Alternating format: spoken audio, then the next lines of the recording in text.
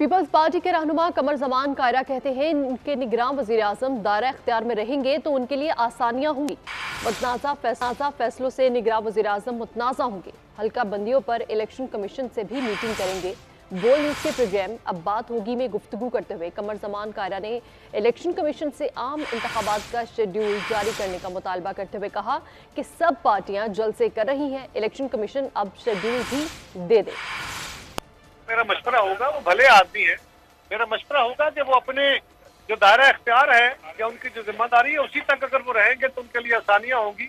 वो इस मुल्क के ऊपर इस तरह के मुफासले करेंगे तो वो अपने आप को मुतनाज़ा बनाएंगे, तो बेहतर है वो ना करें। भी हमारी जमात की इसके ऊपर मीटिंग होगी और मेरा ख्याल है 3-4 तारीख को ये मीटिंग होगी और उसके बाद हम बता सकेंगे, फिर इलेक्शन कमीशन से भी एक मीटिंग करेंगे, तभी हम आपको बता सकेंगे कि हमारे उसके ऊपर तहफ़्फ़ुज़ात। सियासतदानों की मीटिंगें सियासी हवालों से ही होती हैं, मुल्क के हालात कैसे हैं, कैसे आगे बढ़ना है, क्या होना चाहिए। ये अपने प्रेपरेटरी जलसे कर रही है, साथ सियासी जलसे, वो सियासी जलसे ही है, हम भी कर रहे हैं और हमारी भी अब जब कैंपेन जल्दी शुरू हो जाएगी तो इलेक्शन कमीशन से इसीलिए कह रहे हैं कि आप शेड्यूल भी दे दें ताकि जल्द इलेक्टोरल प्रोसेस शुरू हो जाए।